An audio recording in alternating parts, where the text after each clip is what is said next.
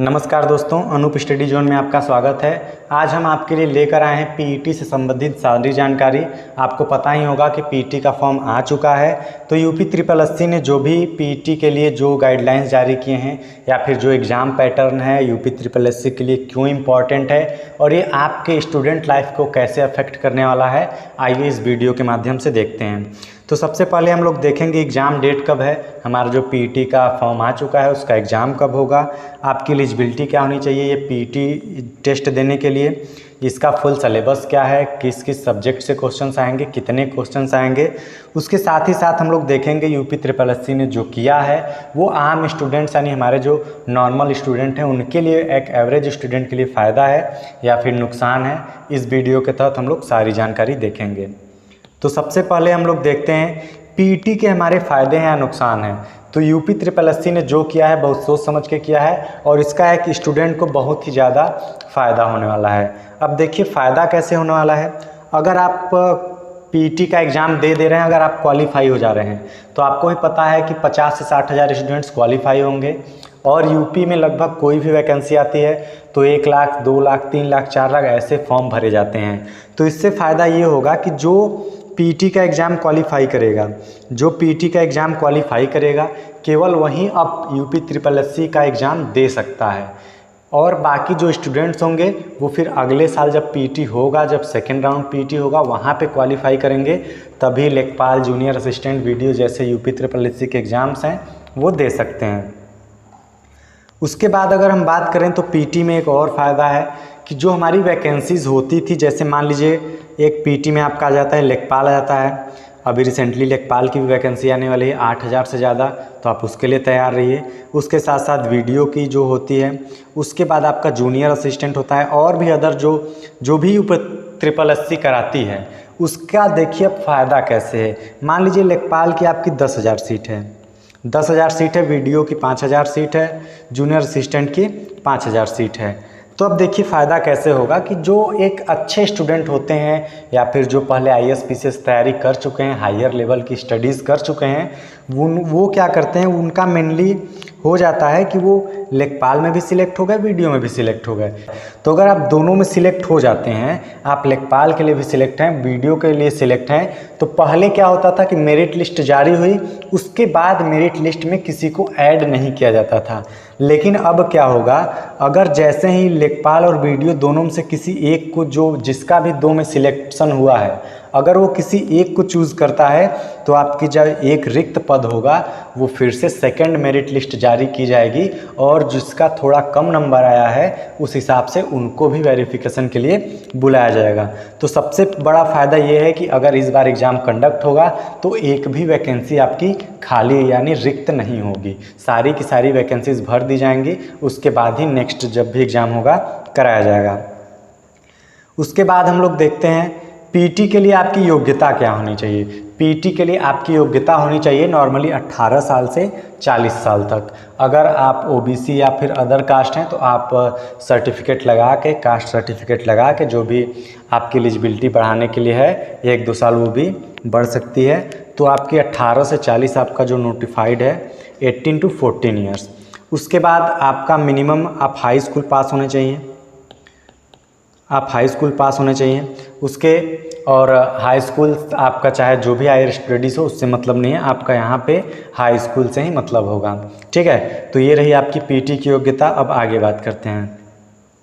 अब सबसे most important जो है यहाँ पे सिलेबस क्या है, पीईटी ने किस तरीके से अपने सिलेबस को निर्धारित किया है वो जानना बहुत ही ज़रूरी है। तो वो हम लोग देखते हैं। सबसे पहले आपका जो विषय का नाम हम बताएंगे, आपको कुल अंक कितने आने हैं, कुल प्रश्न कितने आने वाले हैं वो हम बताएंगे। भारतीय इतिहास से आपको 5 नंबर के क्वेश्चन आएंगे और ये जो क्वेश्चन होंगे ये आपके नॉर्मल क्वेश्चन होंगे, आपको डीप पढ़ने की कोई ज़रूरत नहीं है। और यहाँ पे इतिहास का ये भी पार्ट है, लेकिन ये निर्धारित है कि आपको राष्ट्रीय आंदोलन से आपका 5 नंबर का क्वेश्चन बनेगा। उसके साथ साथ आपका भूगोल से है, भूगोल से भी 5 नंबर का क्वेश्चन है। भारतीय अर्थव्यवस्था है, उससे भी 5 नंबर। भारतीय संविधान एवं लोक प्रशासन से 5 नंबर। आपका सामान्य विज्ञान है, आपका ये सामान्य विज्ञान जो 5 नंबर का है क्लास 10th के लेवल का ही होने वाला है। प्राथमिक अंक गणित है, आपका अंक गणित भी प्राथमिक ही है, क्लास 10th लेवल का ही आएगा। जैसे कि आपका हो गया औसत, हो गया प्रतिशत, हो गया लाभ हानि बट्टा, ये सारे चैप्टर्स अंक गणित में पढ़ लीजिएगा। सामान्य हिंदी में, सामान्य हिंदी के लिए आपको भटकने की ज़रूरत नहीं है। सामान्य हिंदी में जो आपका सिलेबस दिया हुआ है वो आपका विलोम है, पर्यायवाची है, अनेकार्थी शब्द है, लिंग है। तो ये सारे जो कॉन्सेप्चुअल इसमें ज़्यादा नहीं दिया हुआ है। इसमें जो आपको वोकैब है, नॉर्मली वोकैब से ही 5 नंबर का है। आगे जो आएगा हिंदी वो अभी और देखेंगे। सामान्य इंग्लिश, सामान्य इंग्लिश में भी antonym, synonym, one word substitution, preposition, jumble words. Preposition jumble words पे आप खासा ध्यान रखिएगा, क्योंकि प्रीपोजिशन एक फेवरेट टॉपिक है, फेवरेट सेगमेंट है इंग्लिश का, जहाँ से क्वेश्चंस आते ही आते हैं।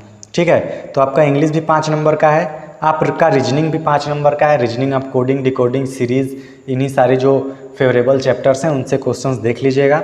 आपका दूसरा दिया है सामयिकी। सामयिकी आपका होता है करंट अफेयर्स, जो आपके पिछले 6 महीने के करंट अफेयर्स हैं आप उनसे देख सकते हैं, और इसका वेटेज कुछ ज़्यादा है, ये दिया हुआ है 10 नंबर का।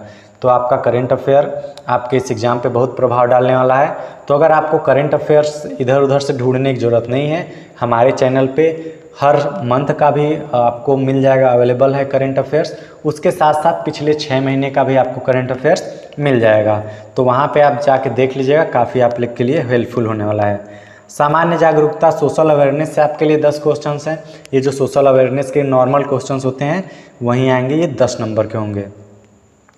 आपका हिंदी गद्यांश एवं व्याकरण, ये आपका एक बार फिर से आया है 10 नंबर का। अब यहाँ पे क्या होगा, आपका जो यहाँ पे है व्याकरण सेक्शन को कवर करेगा, जैसे संज्ञा, सर्वनाम, क्रिया, विशेषण, ये सारी जानकारी।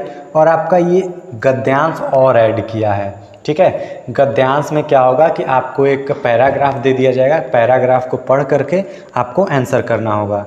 उसके साथ ही साथ ये आपका 2 मैथ का और चैप्टर है, लेकिन ये कुछ अलग है। ग्राफ की व्याख्या है और तालिका की व्याख्या है। ये आपका स्टैटिक्स में है, जनरली क्लास 9th 10th दोनों में है, तो इसको आप पढ़ लीजिएगा, बहुत ही इजी चैप्टर है ये। आप 20 मार्क्स इसको सिक्योर कर लिए, हिंदी का सिक्योर करिए, उसके साथ साथ आपका सामयिकी का 10 नंबर सिक्योर है। तो आप इन सभी पोर्शन में आप आसानी से स्कोर कर सकते हैं। और ये आपके लिए मौका है आपका नौकरी के लिए, क्योंकि अभी आपकी जो लेखपाल की वैकेंसी आने वाली है, 8000 से अधिक रिक्त पद हैं।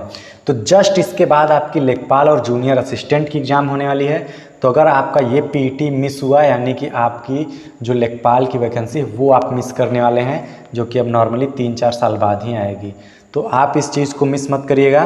कोशिश करिएगा कि आपकी पीईटी 100% क्वालिफाइड हो, और आपका पीईटी पहली बार है तो ज़्यादा हार्ड भी नहीं होगा, और इसमें कम लोग इनरोल होंगे। सबसे बड़ी बात कि मैक्सिमम लोगों को पता भी नहीं है कि पीईटी का फॉर्म आ चुका है। आपको टाइम से पता चल चुका है, तो आप इसकी प्रिपरेशन करते रहिए।